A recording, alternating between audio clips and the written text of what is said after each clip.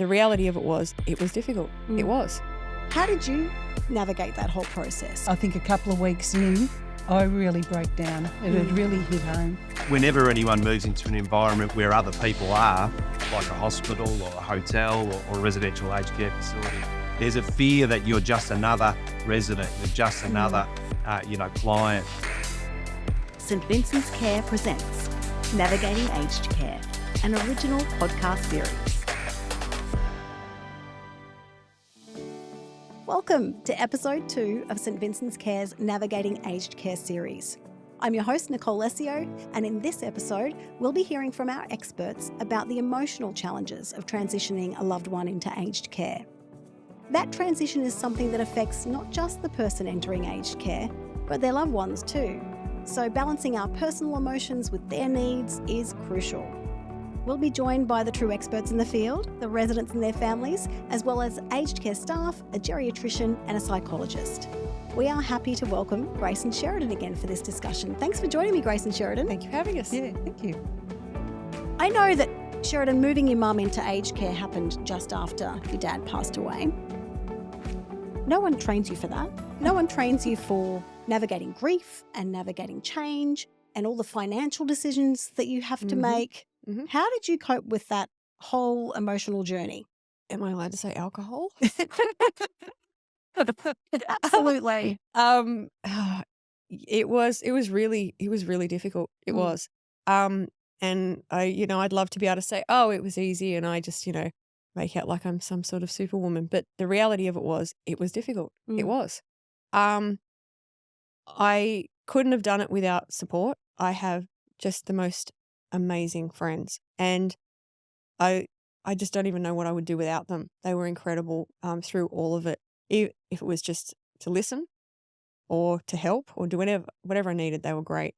Also my children, who to be fair aren't really little children, they were also just incredibly supportive and patient and all that sort of stuff. And I think without a support network of people, it would have been, I think, probably insurmountable in some respects. But like we touched on, I also think, and I'm saying this because, again, it's an advocacy thing and thinking it's so important. I think without therapy, my therapist was instrumental in a lot of it because, again, you've got now someone who's completely unbiased, impartial, and, and I'm paying him to just listen to me whinge for a solid hour. Poor guy. But yeah, it was very, very difficult. And how I coped was you just kind of have to, and you have to remind yourself that it's temporary, that if you keep plodding away through it, it will have a point in time where this will end. Yeah. And if you can keep focused on that this isn't forever. And that kind of actually helped. Well, for me, it did anyway. It was really, really helpful to know that this is a challenge right now, but it will end. And I knew that I was going to learn a lot from it and grow from it. So I knew there was a silver lining in there somewhere. Yeah. Doesn't make it any less difficult. No, it does not. Yeah. No, it was very, very difficult. And it's really important to acknowledge that, isn't it, Grace? Because obviously it's a huge change for you as well. Yeah. But it's a huge change for your daughter who you're still your daughter. Exactly. Yeah. How did you navigate that whole process? It was a massive change for you. What happened to me, I disassociated myself from the whole thing. Right. And I just was on autopilot. So I just kept doing what you have to do. And then I think a couple of weeks in, I really broke down. It had really hit home.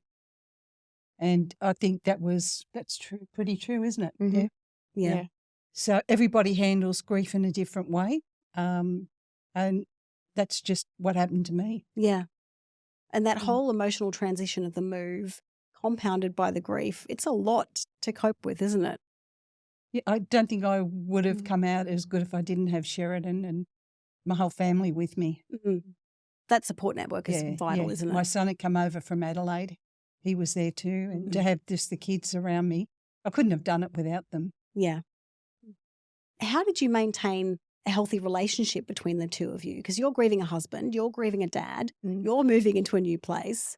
How did you maintain that relationship between the two of you, Grace? We just, through honesty, this is how I feel and this is what it is. And just talking about it. Yeah.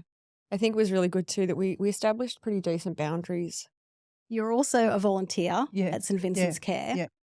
But that gives you a really amazing insight into It's the fabulous. transitions that other people are Yeah, making. yeah. What are some of the things that you're seeing new residents going through when they're first coming through the doors? I see them going through fear, Mm. going into the unknown, and I just feel like I want to step them through it, Yeah. step by step, Mm. and contribute that way. Maybe we can do more to help them by people like myself that have come into aged care and can talk to them. Yeah. Maybe more can be done that way. The wise guide. Yeah. Oh, well, not just me, other people that have gone through it. Yeah, Yeah. of course. Just to ease them into this situation that there is another life out there. This is not somewhere where you come and this is the end. Mm. This is a new beginning. Mm. That idea of you being a butterfly, you've been in your cocoon and you get That's to right. come out Yeah. is a fantastic one. Yeah. But it doesn't come easy, does Doesn't it? come easy. Mm. No.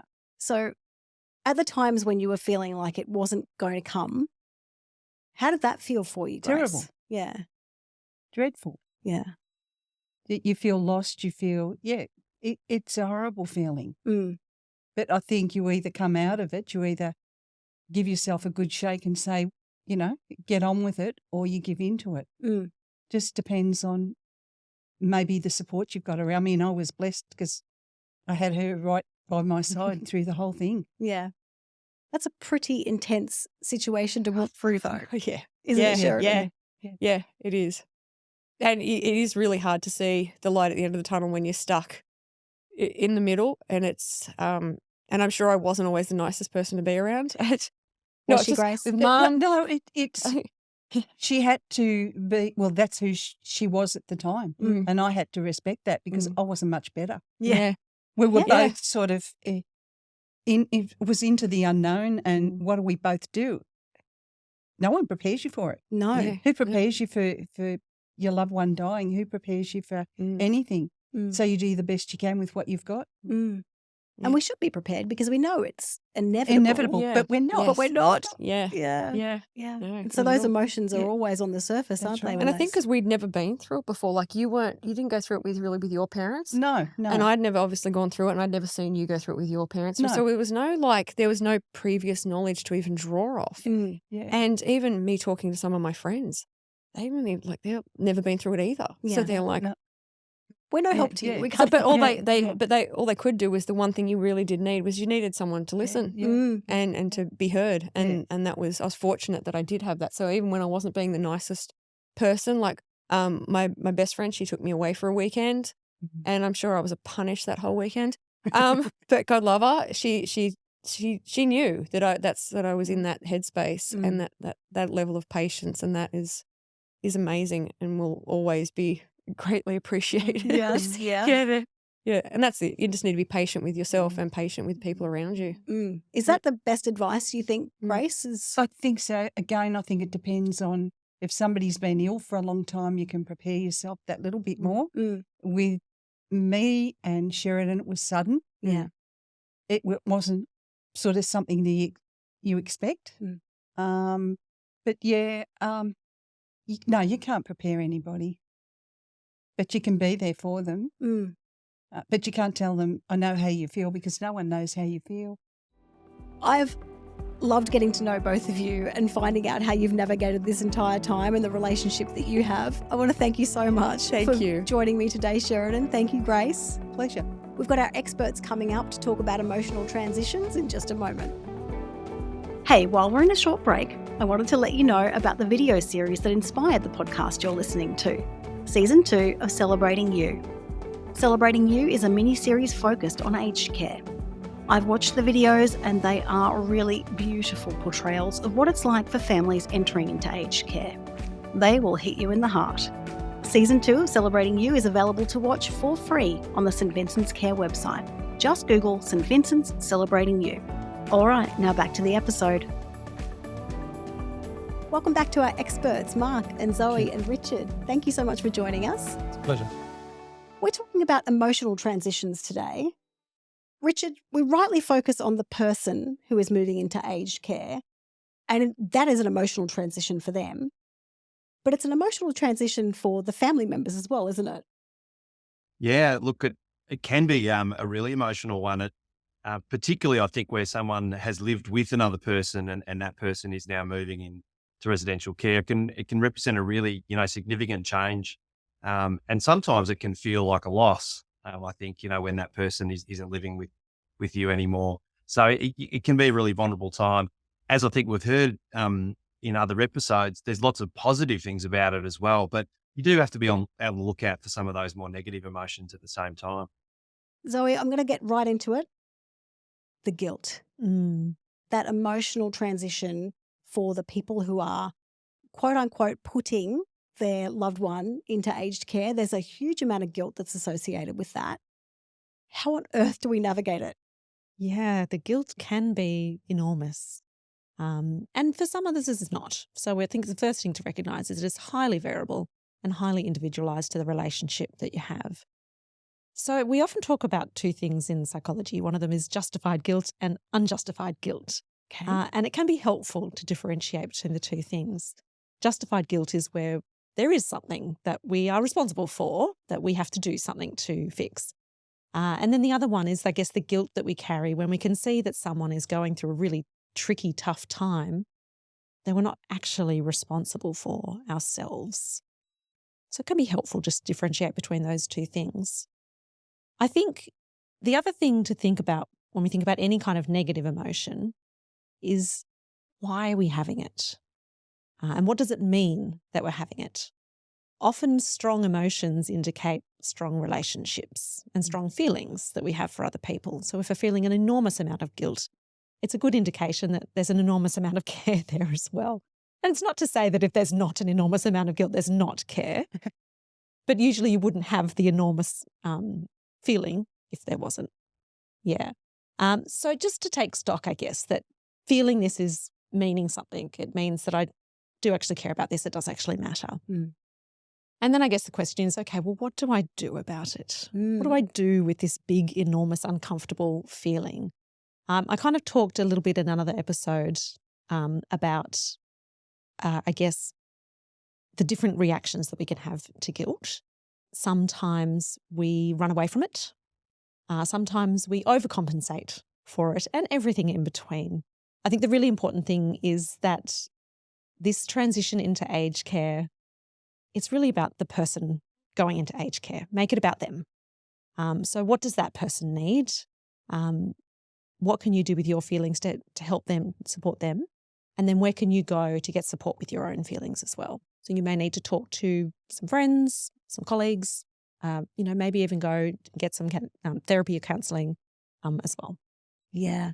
It's an important thing to remember that while it is the person, that family support system is also going through a whole process of their own. So we're all in it together, I think is important to remember.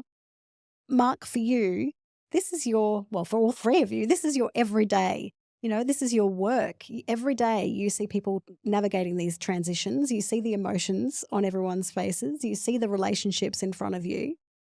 It's not the same for all of us who are doing it once, perhaps.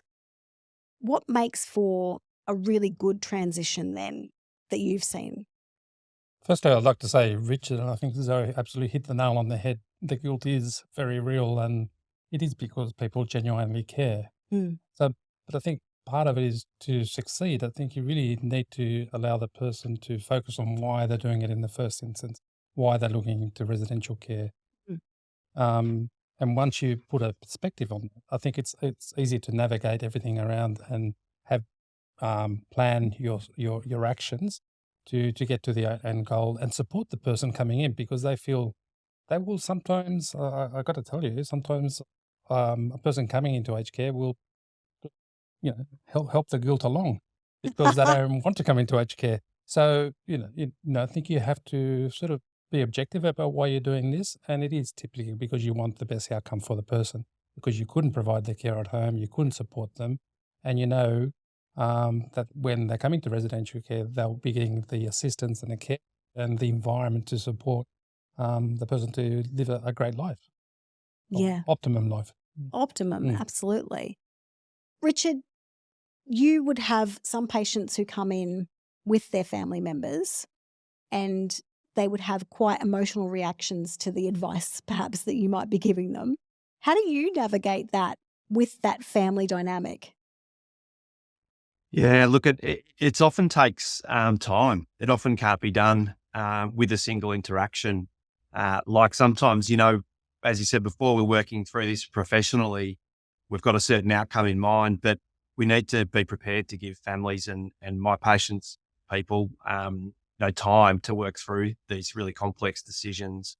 Sometimes it's really helpful, I've seen, for me as a doctor to take a level of responsibility for a decision that might be in the person's best interests from a health perspective, where families are feeling particularly burdened, that they may be influencing the decision themselves. So I can say, for example, you've been having so many falls and there's no one around to be able to pick you up, and I can see your family are really worried about that, and you are too. So because of your falls, not because of any failure on your part or anything else, it sounds like it makes sense for you to make this transition. So attributing it to a physical or a health cause can sometimes be more palatable for people than something that, is somehow outside of their control or in some ways their fault. So sometimes I'll adopt that approach. Other families will really want to have a much more collaborative approach, and so that everyone's very much participating and not wanting to follow our medical or clinical lead when it comes to the decision. So for me, it's often about reading the play and picking the approach, picking the strategy in different situations. It's a key point you make, Richard, that everyone is an individual. Isn't that right, Mark? Absolutely. And can I just add to that, and just being aware as a clinician or as a home manager that these decisions are being made, and they're really stressful times of people's lives. So sometimes you can think I'm communicating wonderfully, but it's not necessarily what the person's taking in. So you really need to check in and get them sometimes to repeat what you're saying, just to ensure that what you're saying is getting across. Because I think there's a lot that's missed when you're under stress. That's true, isn't it, Zoe? Absolutely. I'm so glad you brought that up. Yeah, absolutely. And people will take from conversations what they want to take from conversations sometimes as well. Right. And that can be for the person, it can be for their family, it can be for the clinicians as well. Yeah. You're right. I think some of the things that really stand out for me in these conversations are the importance of empathy and validation. So really just giving everyone in the room the chance to reflect and recognise what's going on for them, and just letting them know that makes sense. Yep. Because we often think we're the only people who have ever gone through anything. So it's important to understand that it's a fairly natural reaction to the things that are going on, isn't it? Yes. Yeah. And that's a true story, isn't it? Like, I'm the only Mark that's going through this at the moment. Yeah. So I'm the only person. So, but it's important, like other people have gone through and have guided the process for others, and it's important for them to share that. Yeah. But for that person, it's absolutely the first time, and it's all new. I really want to touch on that family dynamics aspect, because often there is one person in the family that is in charge of making all the decisions, and then everyone has to come along, or if there's a great collaborative effort, then that's wonderful. But often it is that one person. How do you maintain the boundaries with the family as you're navigating this whole process, Zoe? To be honest, I look to the person and what their preferences are. If they've indicated, well, first of all, if they've got capacity and they can make the decision in an informed way, they make the decision. And we inform whoever they want us to inform. If there are issues of capacity, we do need to look for a next of kin or an enduring guardian to help us make decisions. Again, it's what they've set up. So they may have chosen one person to act in that capacity, or they may have chosen a few people to act in serial. And it's just a matter of knowing what their preferences are, communicating appropriately, and making sure everyone's on the same page. What if they're not, Zoe? That happens quite a bit. Yes. And what happens then, Mark? How does that manifest in the aged care facility? Sometimes we have to have frank conversations. That it's really when there are strained family dynamics that we need to put the person.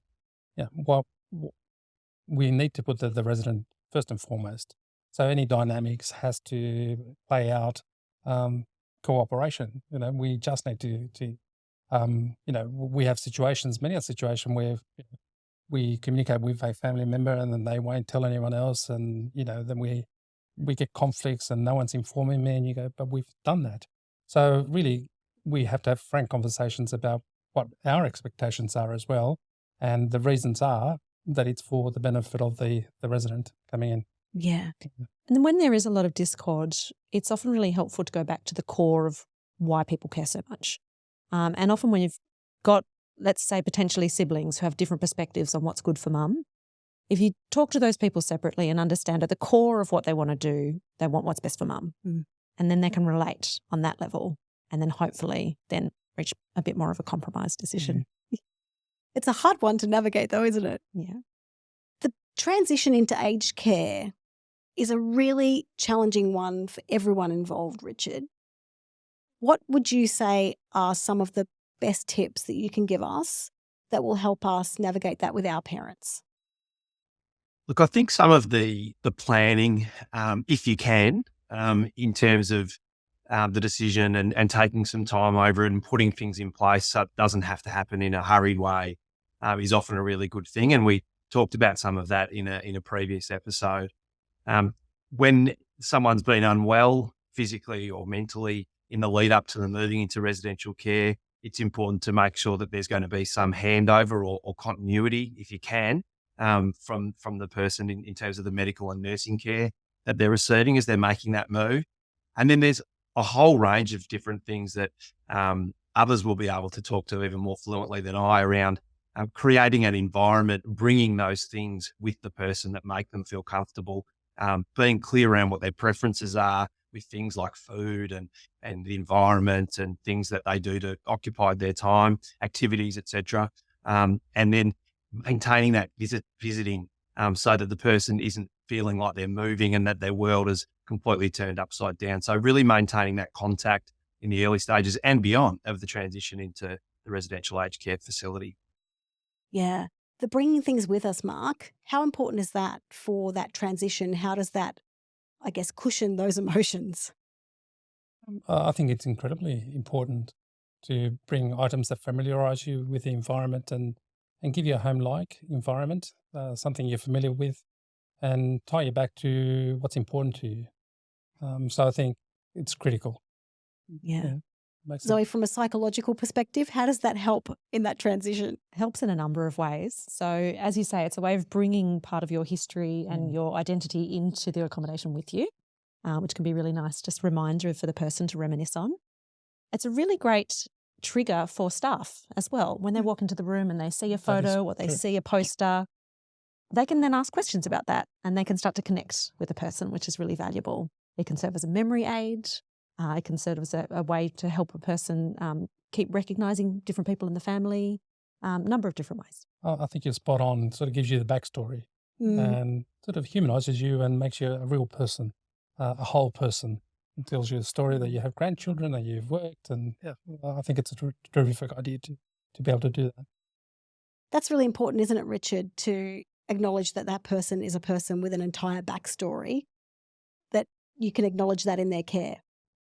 Yeah, and it's interesting. The longer I work in this part of medicine, the more interested I am in the backstories of people, alongside, of course, the medical detail. But it's that person. It's what makes them the person inside the patient. I often say that makes them stick with you and really makes you really drawn to them and remembering those details. The other thing I think is that whenever anyone moves into an environment where other people are, like a hospital or a hotel or a residential aged care facility, there's a fear that you're just another resident, you're just another, client. And so if you can bring these items with you that express your identity and allow people to understand that and see you, I think it makes you feel like an individual still, as Mark described. I think it's critical. Yeah. Zoe, that is a fear though, isn't it? That we're just going to be another number. Yeah, it can be.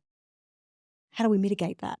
Well, I think it's about bringing your genuine self with you and being willing, I guess, to share that with the people around you as much as possible, kind of not being the lady in room 917, but actually having a personality, having an identity, putting that forward. Can families help in that as well when you're transitioning in?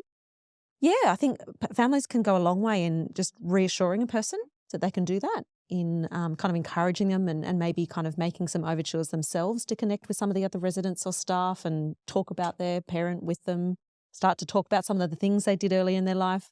I tend to find a lot of people of a certain generation don't like talking about themselves, don't like kind of boasting or big noting themselves. Sometimes that's family's job. We can boast about them. It's always helpful to pump up someone's tyres in front of others and That's make right. sure they know how important they are to us. That emotional part, I think, is what a lot of people are absolutely terrified of, Mark, that they're losing so much from moving from one place to another. What would you say to them to help ease their minds? I think it's recognizing that it's just a new chapter, and we have to acknowledge that it is a huge transition when you look at someone moving from a 4-bedroom house, 3-bedroom house that they've spent the last 40, 50 years in. So we do have to acknowledge a sense of loss and a significant, a radical change.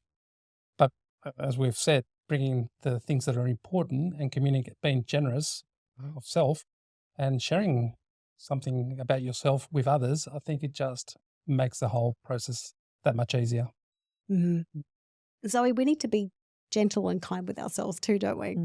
Yeah, I think as carers and family members, absolutely. It's going to be stressful. There are going to be sleepless nights or nights where we kind of dwell on things a little bit. That's really natural and normal. And I think as much as possible, it's really good to share that, not kind of hold that too much inside ourselves, but let those close other people around us know that it's something we're struggling with and seek that reassurance and support from our supports as well. Yeah, I think that's a really important tip, that we are not alone. We can actually share and find that community of people who can help us navigate as much as we can help our parent navigate those transitions. So thank you to Grace, Sheridan, Dr. Richard, Mark and Zoe for joining us. We've heard about navigating emotional transitions as we support our loved ones in aged care. Thank you for tuning in. If you enjoyed today's episode, be sure to hit the follow button, share it with your family and friends. Don't forget to visit our website, www.svcs.org.au, to watch the videos from our latest campaign, which inspired this podcast. You can also stay connected with us on Facebook, Instagram, or LinkedIn by searching St Vincent's Care.